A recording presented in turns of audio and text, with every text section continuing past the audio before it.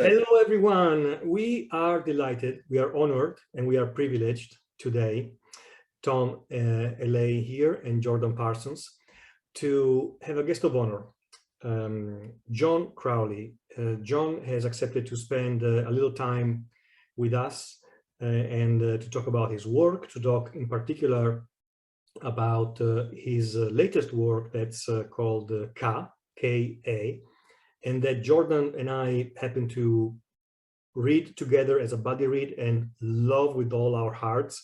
And we got to the end of the book and said, we absolutely have to talk with this guy. It's absolutely impresentable. We have to talk with somebody from whom a book like this came out, sprung out, because we found it not only beautiful and full of wonder, but also unique in many ways. So before we get there, for our kind listeners and watchers who might have heard John's name, but maybe you have missed his work or part of his work, let me give a 30-second summary of John's profile and career. John Crowley is an American author of fantasy, science fiction, and historical fiction. And he also has written essays. John is best known as the author of Little Big, that was published in 1981. And it was a work that received the World Fantasy Award for Best Novel, and also is very well known for his Egypt series of novels, which revolve around the same themes of Hermeticism, memory, families, and religion. In 1993, John took, please keep me honest here, John took up a post at Yale University, where he taught courses in fiction, utopian fiction, fiction writing, and screenplay writing as well. Yep. We have a quote from Harold Bloom. Harold Bloom claimed that Little Big ranks among the 5 best novels by a living writer.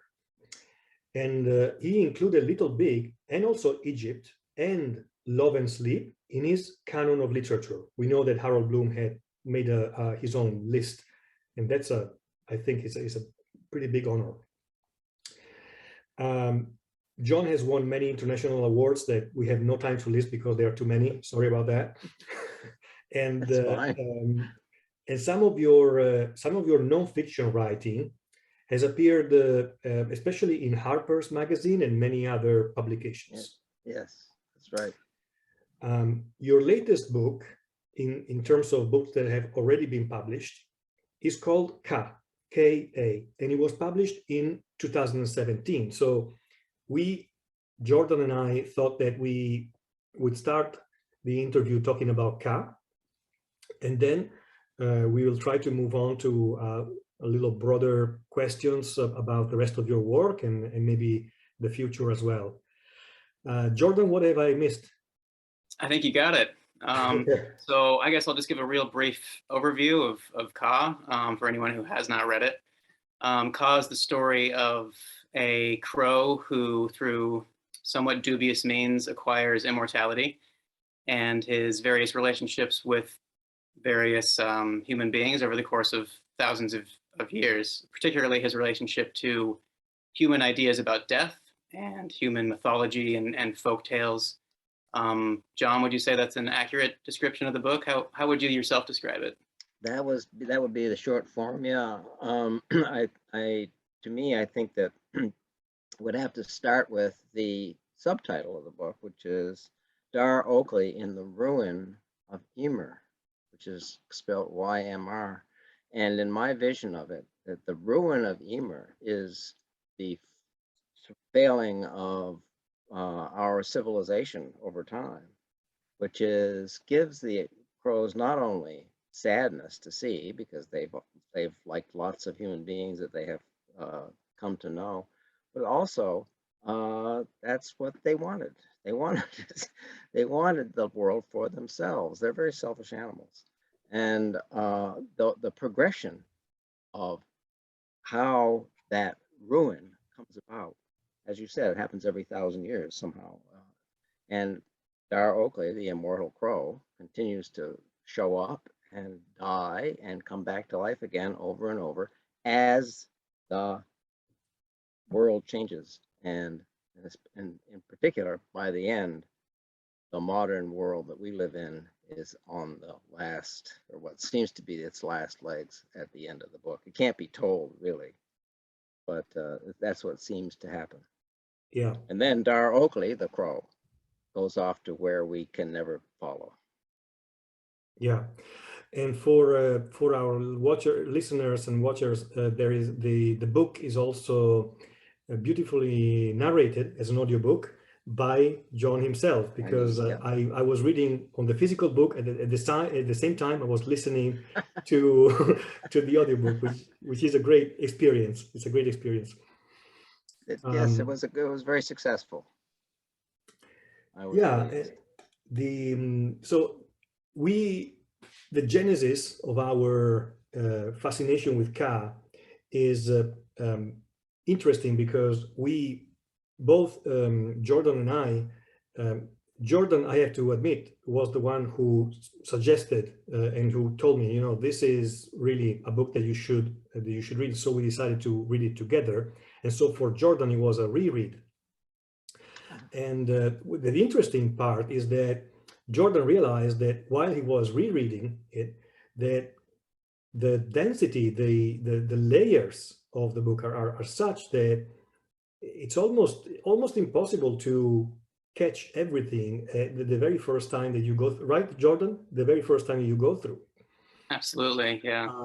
And that, to us, it's even just by itself, it's a mark of a great piece of literature, because as a lover of Dante, of all this kind of polysemic text, you know, you could almost look at Ka and say that it's maybe not a polysemic text, but a layered work. Would that be correct? Yes, I would say so, certainly. And that is what it depends upon his dying and returning into different contexts. And in many of those contexts, people have different views of the world and story and all those things. One of them is a poet in the 19th century, late 19th century. So right. Yes, that you're absolutely right on that he does go into these realms, which are not continuous. They are interrupted continually and come out differently, and he comes out differently when they do. Right. Yeah, please, Jordan, go ahead. I was going to say, since you brought up the poet, Anna Kuhn is who you're referring to, correct? Yes. The medium and sleepwalker, who kind of acts as also a shepherd of the dead in the aftermath of the American Civil War. I wanted to ask, we get a couple of her poems. At one point, she directly quotes Walt Whitman, I believe, with the beautiful uncut hair of graves. Yes. But she has a couple of her own poems included. Real quick, one is, there is within the earth a door that opens to the sky, and there integument and self part company for I. That to me reads a lot like Emily Dickinson. Yes. Did you have Emily Dickinson in mind at all writing Anna Kuhn? Yes, I think I was thinking of Emily Dickinson, though Anna is a completely different kind of person, but she is in her own writing a person who would know Emily Dickinson and know about her. And the great difference between Anna and Emily Dickinson is that Anna is blind, and that changes what she knows and what she says and speaks. So, and that in ways that Emily would probably have been very interested in if she could have read it. But that is one of the things that you can't guess further at a certain point than that. I don't know what happens to Anna Kuhn at the end of the book. I really don't. Or at the end of her story. It's not really hard. It's hard to walk people that you seem to have invented and walked with for a very long way, and then suddenly they disappear. Right. Chapter 10, they're gone. It's like, and they will never appear again. It's and that happens strange that way. Yeah, that happens a lot in Ka. There's numerous characters that you have to move on from. Right. Yeah. Yeah. Well, and we're also wondering, maybe more of a little bit of a broader scale, what, you know, we found the concept of simply history as seen from the eyes of a crow stunning, original. This is what real smart fantasy should be about, in my opinion, if we want to call it fantasy, because we can argue that. But can we ask you how it came about in your imagination? Is this something that you've been thinking about for many years before putting pen to paper or finger to keyboard? Yeah. Well, yes, many years is what it is. I've been interested in animals since I was a boy. One of my favorite books, and it's still on my shelf, is a book called This Fascinating Animal World. It's written by a journalist who writes about animals, and it was published in 1946, I think. And so I was catching up on it in 1948 when I was 8 years old. So yes, it is that. There is a lot of it, a lot of crow lore and logic. I think you would probably be surprised, or readers might be surprised, at how much that happens in crow land is actually can be shown to be the case in reality, in our world with all of our crows around us. The things they do, the things they yell at, the things they fight about, the things that the sex they have, the movement of large numbers of them, and building nests, all that is able to be learned. And I learned as much of it as I could.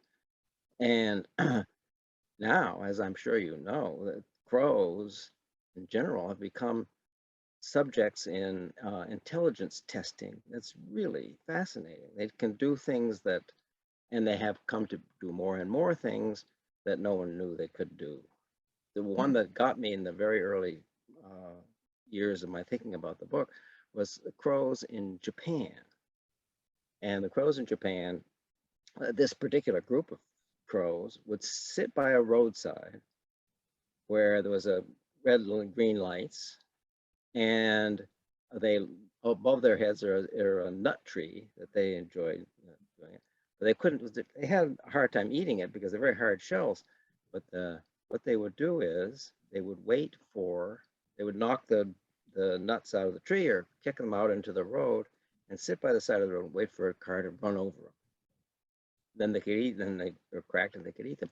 But what they knew was if the light down at the end of the road was red, they couldn't run out. They had to wait until it turned green and then crush the nut, and then run out, eat it, and rush away again before the next car came along. I thought that is just astonishing. They knew that the cars moved, and they understood the code of lights. That's fascinating. It's just amazing. That's something like, and many other things that crows have attributed have been attributed to crows for many years of doing similar kinds of crazy things.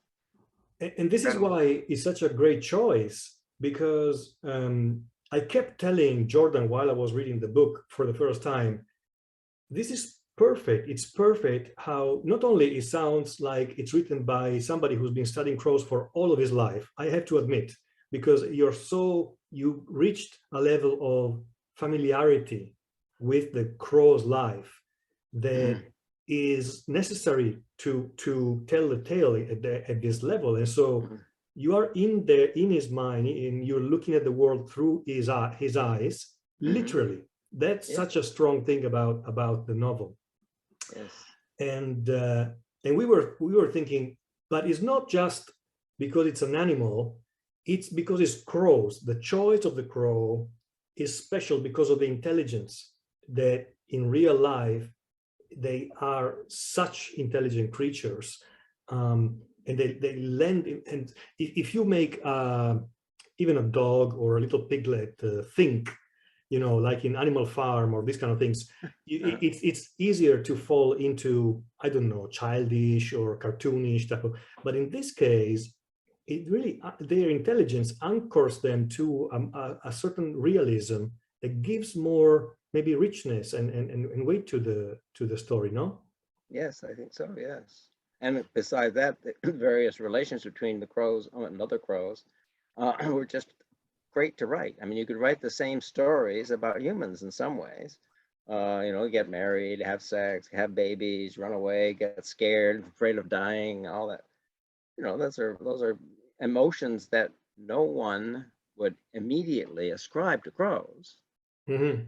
But as soon as you do ascribe them to the crows suddenly turn into, people with souls and minds and fears and all those things. And that's Yeah, what was really wonderful yeah. about And also to make sure that we are clear with anybody who's listening and who is trying to imagine the novel without having read it, this is not a novel for children. It's a novel that children may read. Okay, that's it. fine, Mhm. but I wouldn't classify it as a story for children, right? Am I correct? Yes, Mm, definitely. Yeah, yeah. yes.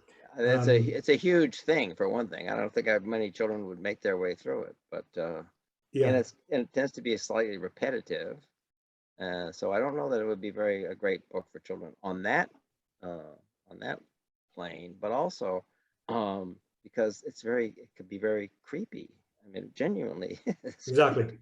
The things that they Exactly. do and the way they treat one another, and Yeah. the whole I like those parts. long business where a group of human gangsters, basically, in a far along medieval period, Yes. they all get murdered and hanged, and it's terrible stuff, and you have to be very careful Yes, about how much children want to read that kind of stuff.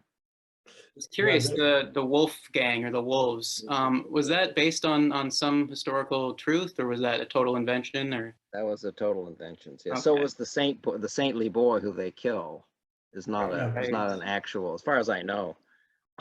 Couldn't give him a name, but he ends up going to heaven, of course, because he's such a good boy. Yeah. Yeah. The grim and maybe let's call it more violent, more dark scenes. Also, we found that are very much in tune with the entire atmosphere that you created with the novel, and that's part of the reason why we loved it. Another question that we had for you is about the historic eras that you chose. In Mm. other words, is there any, do you have or did you have any specific reasons why you chose these historic eras instead of others? And is it because it resonates with your own ancestry in particular, or is it American in a sense, or is it incidentally American? These were our thoughts. Well, I did start off with it being the idea being that it would be crows in a city, the way they do nowadays, especially fill the trees and annoying everybody and shit all over everything. That was going to be the story that I was going to teach or try to portray.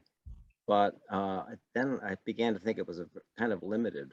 If I really wanted to write a long book, it couldn't go on and on. I mean, I came up against, well, what are they going to do today? Same thing they did yesterday. Well, okay. But if you could think of them as migrants or immigrants, is really kind of one way that I thought about how they do it. In fact, they end up going around the world as immigrants and then coming back to where they started from. And so when I was thinking of it in that way, I thought of it, I mean, my ancestors are all from the British Isles, one way or another. My father is Irish, and my mother and her family were British. And so I have felt a little bit more comfortable in that world than in some other one that I either made up or knew nothing about. And then the idea that they would not only live in one land, but move to other lands over and over again. And that's what allowed me to start to divide the book up. If I had tried to write all the adventures of the crows over many, many decades and centuries, it would get pretty impossible. And that's when I had to come up with this idea that you could break this up and talk about it from the points of view of other human beings who either liked crows or were puzzled by crows or hated crows or whatever it was. And that suddenly gave me a way of delineating the different time pieces and extensive time and mythologies, as you said earlier, that could be breaks in time when things happened that were either hilarious or ridiculous or scary or whatever it was, but did not. I can't actually remember when I came up with the idea. I cannot just write a book about families of crows. This is not going to work. It has to have something larger than that. Right. Well, but one of the things I find so astonishing about the book is how, yes, it's about Dar Oakley's relationship to humans, but his relationship to other crows, particularly his romantic relationships, and the scenes of crow sex and crow love are so nuanced and powerful. Was that at all difficult to write, or did it just become like writing about humans? I think it was mostly about humans. You had to take into account when they were faced with, I mean, that's the one thing that you're probably thinking of is when he is surrounded by a bunch of crows who don't want him to take that woman, that female crow, into their quarters, their crowd. And the way he talks to them, oh no, it's going to be fine. Just, you know, you're going to love it. We'll figure this out. And it was, if you could do that, you were both talking to crows and as human beings, to doing exactly that kind of thing. And yeah, that was the kind of thing that I enjoyed more than anything from the very beginning, from the very earliest parts of the book, when Dar Oakley has this run-in with his father and with the other crow who was courting his father's wife. And when I did that, and I realized that this old crow guy, the father, is just focused on this one thing, and Dar Oakley is kind of a kid, and the fight between the two crows that he witnesses is, I mean, how often human beings do exactly that when they're young people, young boys, and you say, that son of a bitch, uncle, I'll take it, and they get the tire iron out, and, you know, we're gonna end this. And same dynamic. kids can just Absolutely. say, what is he gonna do? Oh no. And so the point is that I thought of the crows as people and as crows at the same time. It was never one thing or the other, because there were many things that they did that crows do that no human would ever do. The example being when the old philosopher and has died, and they have laid out his body because that's the way it does, and the crows are invited to come and, you know, take away those living parts of him to eat and live on, but also to free the soul. And I know that happens in many civilizations and societies around the world, but it still is very creepy that they're standing on the body of this person that they loved and who treated them kindly and stuff like that, and they just digging in as much as they can. So yeah.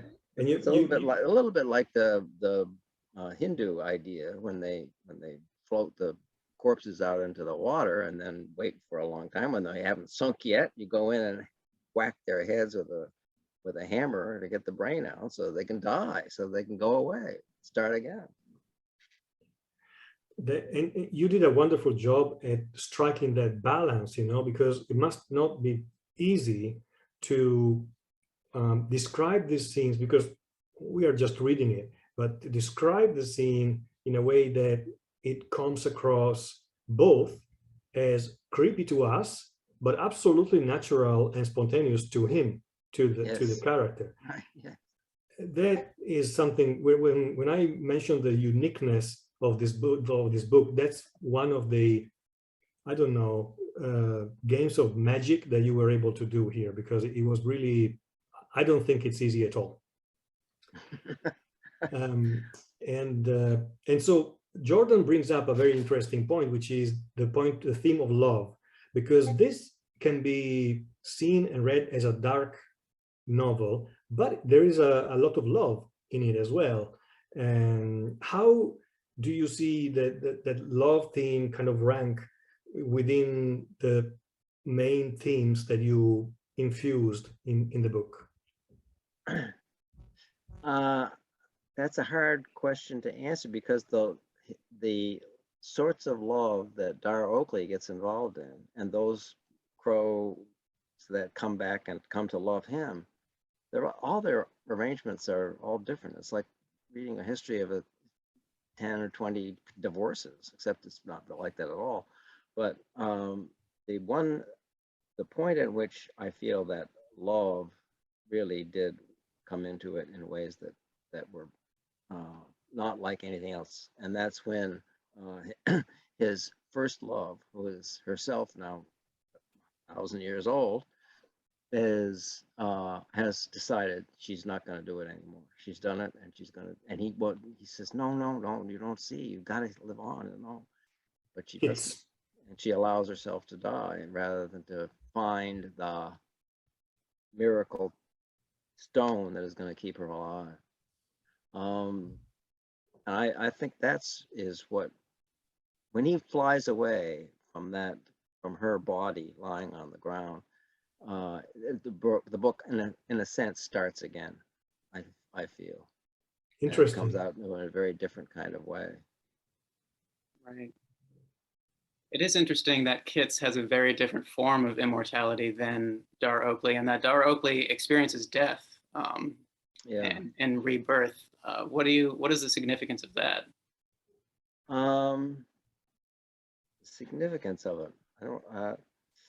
She began, in a certain sense, when she stole that stone from the little girl who had it around her neck and swallowed it herself, and then she's been possessing it ever since. What she doesn't know is, and nobody else knows, is that there is another stone or more stones that are generated by the little people in their society, and so that has to start again. I mean, if she is on the path to not accepting the gift of immortality from either Dar Oakley or from the little people who she robbed once before, it can't go on like that forever. It can't go on in a book forever. So in a certain sense, that's when he has to start and change himself. And when he flies away from that whole thing, it could almost be said that he's not going to ever happen. This is not going to happen to him again. He's not going to have another family and love and crowds of friendly crows he loves and stuff like that. It seems like it's not going to happen. It sort of does actually happen, but in a way you could say that's the end of that. You can't keep on being immortal in that way in which you can shed your immortality, like as Kitz did, and Dar Oakley would never have thought of doing that. He can't die himself or kill himself. It's not that kind of a guy. Right. It's, there are those of us who can consider suicide, say, every other month or whatever, but we don't do it. And that's kind of what Dar Oakley maybe every once in a while has pondered, but no, he's not gonna. He likes to be alive. And at the very end, he flies away. You don't know where he's going, but he's alive, and he's not gonna die. So that's right. That's so interesting. I don't know. I think it brings us, Jordan, to our next question, which was the one about emptiness. The fact that the theme of death seems to be very closely linked in Ka to emptiness, meaning, both in the little object that Dar Oakley finds the first time that he goes into the fantasy world, and then the second time when you describe the little stone or the little people, the words you use to describe the stone is nothing and nothing. It's just nothing. yes. So there must be something you thought about that has something to do with emptiness, whether a sort of nihilism from an existential standpoint or anything else. We're really curious to hear from you. Well, I think I think you aren't the only ones who've been puzzled by that, I think, because I wasn't exactly sure what I could do with it, except that I couldn't continue with it. And in a certain sense, if that magic thing is going to be continuously forever capable of keeping crows alive forever. It's I can't do that, you know. And what you then say is, no, they can't have immortalities like that. And if they try to with this stone of immortality, it is nothing. It doesn't do what they think it does and want to do it wants to do. Even when Dar Oakley wants Kits to live forever, she's nothing. She says, no, I'm not doing it. It's nothing. It is a nothing. And that thing probably seems to me it's also related to what you might call religious or philosophical beliefs. Do they actually animate you? Do they actually cause you to behave in the ways that you do? Well, maybe. But in another sense, you could think of it's a philosophical opinion or a philosophical love or a notion of divinity or God. It's nothing. There's no such thing. There isn't a thing that will change you in the way that you hope that it will. You change, but not because of those entities, if that's the right word. Yeah, you're giving it a little bit of an Ecclesiastes bend to, you know, the type of the, you know, void and emptiness, but at the same time to recognize the value of the ghost in the machine. Maybe is Yes. this, if we may ask you, is this resonating with your own personal worldview or maybe existential view?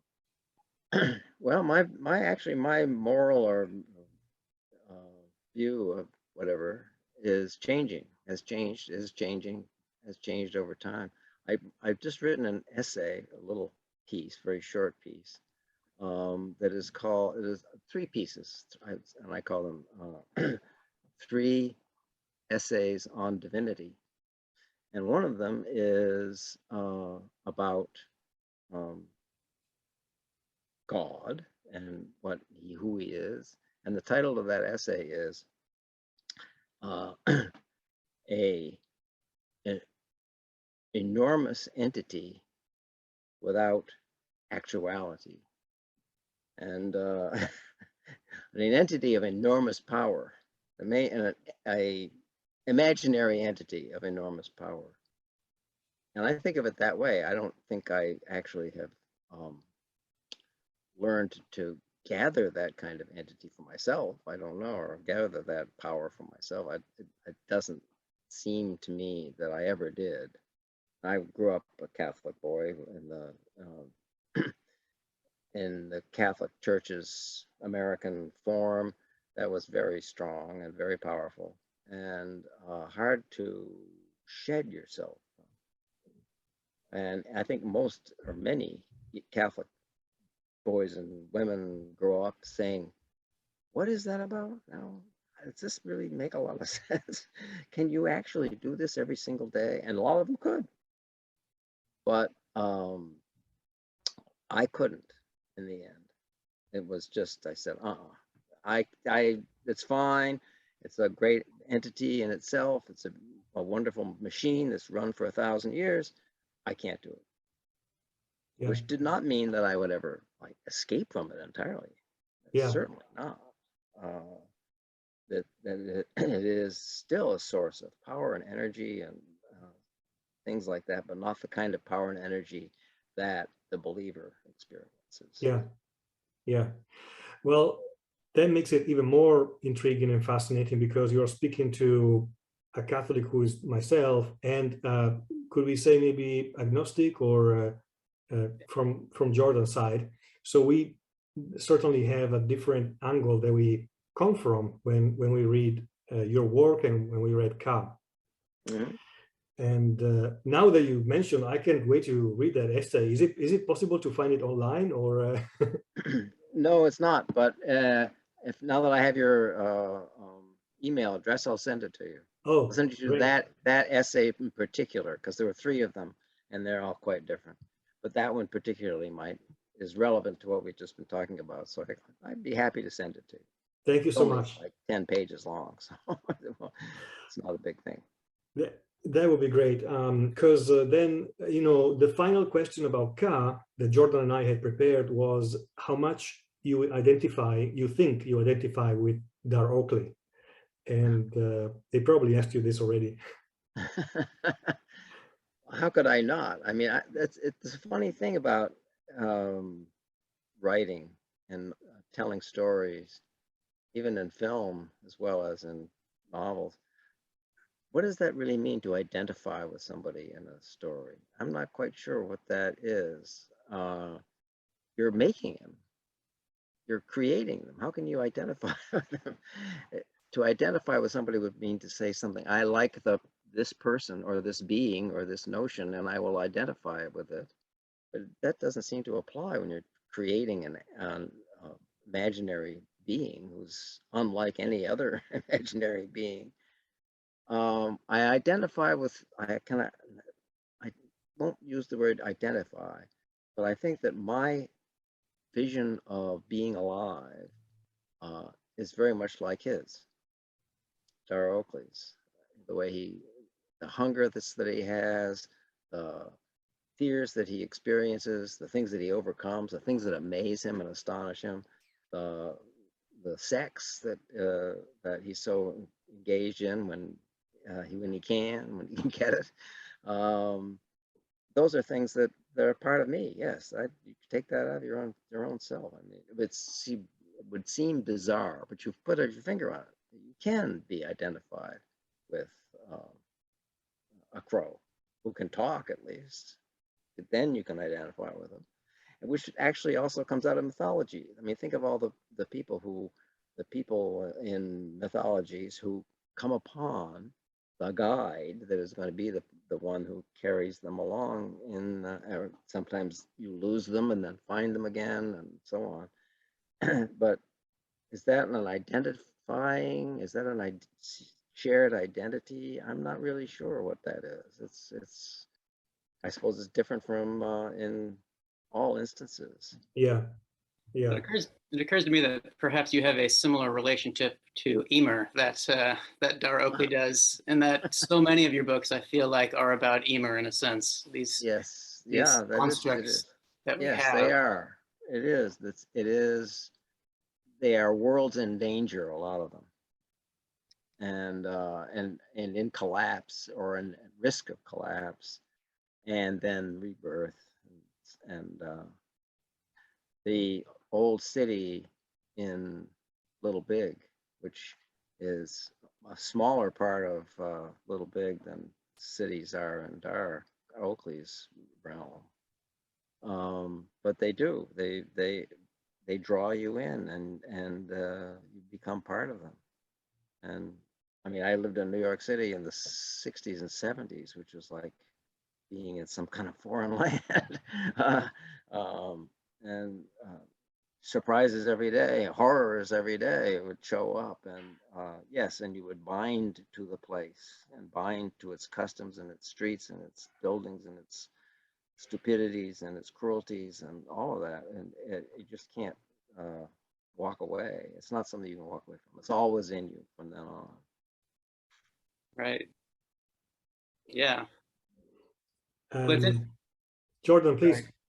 I was going to say, moving on to kind of a broader discussion of you as a writer, it does seem to me that you're very focused on these historical ideas that we have as people, and you often treat them as true in your fiction, or at least as something that was true if it's not true anymore. And I mean, are you ever tempted to subscribe to any of these views, or are you just kind of enchanted by the power that they have over people? I think it's the latter. I mean, in the Egypt books, there are many people trying to produce these same sorts of mythic characters or mythic spaces in the world, and which are different from everything else, and and again, I love working in them and dealing in them and making other people accept them or deny them, and but I'm kind of the referee. In a way, I am trying to keep these people on the straight and narrow. And the idea is that if I am going to grant to a character a kind of esoteric belief, then what does the reader get out of that? Are we supposed to be, as the reader, supposed to be acceptant of this esoteric thing? I always didn't think it did. You weren't supposed to, or you didn't need to participate in the esoteric beliefs of characters in a book, even though the characters and their esoteric stuff are really fun to read about. I never thought it was, the idea was to capture people with it. Well, I do find it very tempting. I mean, I don't believe in fairies, but I do think it's a very seductive idea, the way it's written about it, for example, in Little Big. Yes, right. Yes, that was a lot of fun. And I have heard people say, I don't believe in fairies either, or I bet you don't really believe in fairies, to which I give no answer. Well, I love the answer you gave, John, when we asked you about your worldview that is changing. You know, it's something that it's rare to hear somebody who has that type of strong sense of an evolution, a constant evolution in the way we absorb reality, make sense of it, and every day is a new day. So, Jordan, you don't know. Maybe tomorrow you will believe in fairies. You know, you never Could know. happen. Well, let me know if you do. I will. I personally have never seen one, but yeah. That is a thing that keeps writers alive, I think, is the idea that not only are you going to take up a different topic or take up a different storyline or a different era or whatever, you are still continuing the same thread of your writing life, even so. So to me, the books that I've written are somehow just like production line in a certain sense. They all contain the kinds of person that I am, the kinds of things that I love and hate, the kinds of things that I laugh at. They're all parts of the books that I've written. And that's, I think, I think that's general. I think there are writers like John Banville. Do you know his work? He's an Irish writer. He's written like dozens and dozens of books. There's a big piece on him in the New York Review of Books this month. And I read a lot of his books, and they had that same quality. Every book was different, but every book was him. Not just that his writing was similar, but the being John Banville was present in all of the books that he wrote. Even though he doesn't call himself that by that name, he grows up. He's a child. He's an old man, but he's still John Banville all the way through. And I think the readers, don't you think the readers realize that about a writer? Maybe they don't. Maybe they take every book as, you know, somehow some sort of miracle that just came out.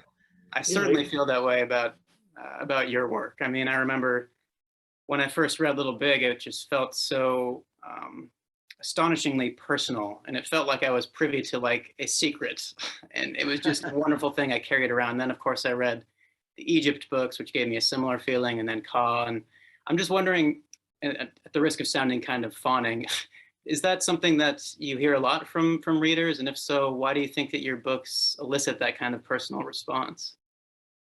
I do get that a lot, and people do say that this, you know, wonderful book or the best book they've ever written. I have no way of knowing whether they say the same thing to other writers. I don't know that. In a way, I can imagine why they would be so taken by it Little Big, just because it's so nice in a way. I mean, good things keep happening to people that, you know, deserve to be happy, and bad stuff can go away, and new good stuff can come in and replace it. I mean, I think that's partly part of it. It's just so encouraging. It's such a it's like, I mean, if you tell a joke and the punchline is just horrid, it's like cruel, you know, you'd laugh and you think that's a good one. I'll tell somebody else that one. I know the guy who knocked that out with this one. But it's not that. What happens is the punchlines, if that's what they could be called, in a book like Little Big always resound as better, not worse, than the joke being told. So, and I don't know if that's a technique I involved or something that readers actually come up with all by themselves. I really don't know. It's very mysterious. I have not had very many people who say, I love the book, it was just really wonderful, and then went into detail as to how they thought it was wonderful, what the choices made were so wonderful, or whatever, or what a trick it was to have played that. And then I rarely hear that kind of stuff, except for like professional critics. Right. Yeah, there's, you know, for this reason, we tend to see your work as not too easy to categorize in one of the standard genres, because, you know, and that is a question in itself, you know, how do you see your work fall into broadly fantasy? Because whenever I pick up a fantasy book, if it's a random pick, you know, from whatever is, let's say, successful in that genre, it won't have the same depth, not even one, you know, a little portion of the same depth, thoughtfulness, and layers of your work. So in a certain sense, I feel like there's something else to be said about your work that just call it fantasy doesn't do it justice. Well, it depends on how you sort out the stack of books, I guess. The first books that I actually got published were standard fantasy novels, and they worked as fantasy novels. And the only one of those first 2 or 3 novels that I wrote, very short, the only one that strikes me now as being more than what the other 2 were was Engine Summer. I don't know if you've looked at that one. Engine Summer is a story about far future and people trying to understand how the world has changed. And that one also, I could identify things in the book that I had come up with just because I'm me, and does work that way. Yeah. And came out with an ending to the original book. It's a little bit different now. It's a new edition that's coming out that's slightly different. And but it did, I can remember the moment at which I understood what ending I had created in writing it to a certain point, saying, oh, this is what it has to happen. And that was an enormous, I don't know, call it a gift, I don't know, something. But, and that happens. It does happen. A thing that you do not know is going to come around finally, come out of your mouth or into your head. And you genuinely didn't know it. And that doesn't happen very often. It's quite, I almost fell out of a chair when I realized that's what was going on in this book and how it had been made just to give exactly that ending. And it was just there's many pains in the writer's life, but there's also once in a while you get one of those, and it's, well, that's like you, Tommaso, you said you noted that at the end of Ka, the last pages resemble the traveling of Dante down into the Inferno and then climbing back up again. Going back and see the stars. I never thought of it. Only when you said that, I said, of course it is. They climb down with very great tedium and difficulty and find death at the bottom, but nothing happens. They are not surrounded by suffering souls. But they have to come back up and climb out of it. It's just like, I almost wanted to say, they came out under the stars and all that. I wanted to do it like the last lines in that canto, but no, okay, almost did that. Yeah. You see, there is a way to, this is the marvel of our brain, there is our brain. There is a way that we tell stories where, like you mentioned before, there is a lot that goes on that we're just not aware, you know, of the sources of the drivers. Oh, yeah. And Dante himself, he, once you start analyzing and even hyper analyzing the Divine Comedy, you notice that there must have been some elements that he didn't necessarily purposely think of, but they came to his imagination because he had read it. And so they came into the Divine Comedy in that way. It's so interesting, you know, this type of process. Oh, yes. Well, yeah. And in fact, I think he is one of the greatest examples of exactly that, the journey of a writer, not necessarily what he sees and travels through, but what happens inside of him to make it continue to produce these wonderful moments that Dante certainly does, and grief and horror and love and all that stuff. It is, and he just keeps on walking right to the end, and Yeah. it's always very moving, especially Yeah. at the end of the Inferno when they come out into the light and the stars, see the stars above. It's just such an amazing movement. Oh yeah, yeah. Jordan is holding me back. You know, he said, don't get started, Thomas. Don't get started on Dante. My other question was about, you know, we can move from Dante to Neil Gaiman. Neil Gaiman said, fiction is reality, and okay, maybe it's a little bit provocative as a statement, but and we can try to understand in which sense he said that. How do you read a statement like that?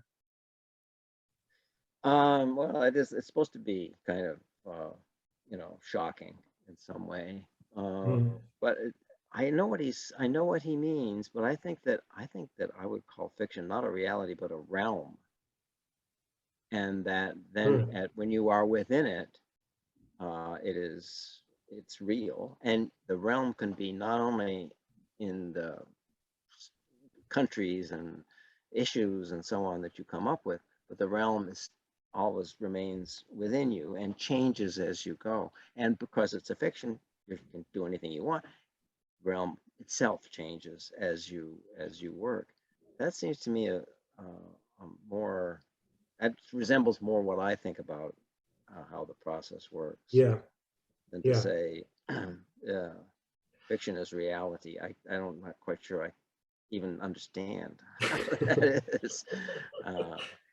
Yeah, well, I next guess time I see him, I'll say, "What was that about? Fiction is reality? You're kidding." You're throwing my readers off. You're throwing my readers off. Yeah, right. Hey, that wasn't real at all. That was all made up. Just a quick curiosity, John. I'm also a very, let's say, great admirer of Gene Wolfe's work. What do you think about Gene Wolfe style? I have never read Gene Wolfe, even though many people that I know have urged me to. I think I read like 40 pages of one of the books. I can't remember which one it was. It just is not seemed like concrete to me. It just couldn't move me in certain ways. Yeah. And last I heard, on people on Facebook write to me all the time, or my Facebook friends, of course, are all many of them are involved in science fiction and fantasy and stuff like that. And one of them quoted some passage from Gene Wolfe and said, "Isn't this awful?" How can he write that? How can he say those things? It's that kind of a thing. So I can't say anything about Gene Wolfe. Certainly, Sure. He didn't influence me, or he was not one of the people that I admired. The kind of people in the existent fantasy and science fiction are people like Ursula Le Guin and others that have a kind of a genuine humanity that spreads over and spreads into the realms that they create. And I think Le Guin is the great example of that. Oh yes, definitely. To create the Hainish system through that reaches over countless billions of years and miles or whatever they have, however you count stuff going out to that far in the world, and made the realities of those realms clear to readers, even though you could say, wait a minute, where did this come from? From that world. Oh, yes, I remember now. They're all connected. They're all our family. They are the family of man, in effect. And I think that is, I think, an achievement that is unmatchable. Yeah. Really. Yeah. Jordan, let me ask you, did you have any final question for John? I don't think so. I think we're pretty much covered. I mean, I understand you have an upcoming book. Did you want to talk a little bit about that? Yes. Well, that kind of carries me back to the very earliest books that I did, which were fantasy novels. And I was thinking about how to write about standard fantasy novels. And it was then, back in the early 70s, I was thinking of putting together a book about the wars in Ireland at the end of the 16th century, the era of the Tudor Wars in Ireland. Oh, wow. And I had a character, he is a real person, the Earl of Tyrone was the character. And I read a book about him. It was really great and interesting and so on. I couldn't really know very much about it, but I did start, and I wrote a few pages of his kind of sort of biographical novel about him, and then put it aside. And other things came along, and this is how it is. Sometimes you just reach in and drag out your old stuff and say, hey, this isn't bad, and you start again. And that's kind of the way it was. The book is very, it's almost not identical, not like at all the thing I started with 50 years ago or whatever it was. But it's coming out in April, and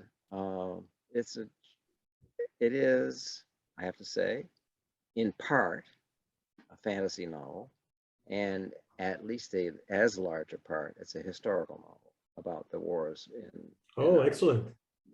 And is there a working title? Yeah, the working title is Flint and Mirror. Flint and Mirror. Yeah, because the two things that carry my character, my version of Hugh O'Neill through the story, is that when he was a little boy, he is given a flint that is given to him by a being who comes out of the wrath, those huge arrangements of stone that they were built. You don't even know when. And certainly Hugh O'Neill didn't know when it was. They've come out to give him something, and his mentor says he's not only something you have been given, it's a commandment. And it takes him a very long time to figure out what the commandment was. What does that mean? Right. And finally he does, and it works out not quite as you might have guessed, certainly not as he might have guessed. And the other thing that happens in the book, not to spoil it, but Jordan has read the Egypt book, so you know who John Dee is. Of course, yeah. And John Dee, in this book,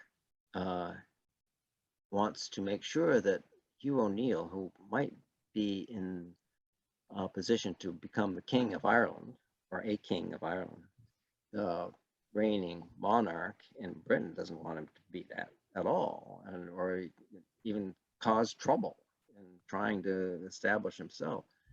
What John Dee does is goes to the basalt fields of Scotland, finds a perfect basalt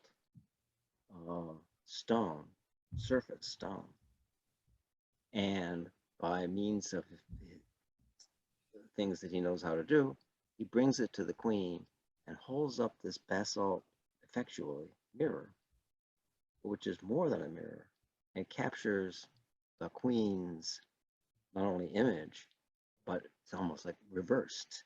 She can see through out of it. She doesn't know she's seeing out of it.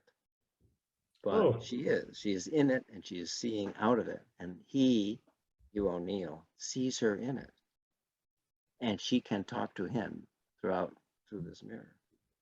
And at the same time, he has the commitment to his ancient forebears who live down under the underground and come out when they need to. So that's why it's called Flint and Mirror. Jordan is close to tears for joy in this moment.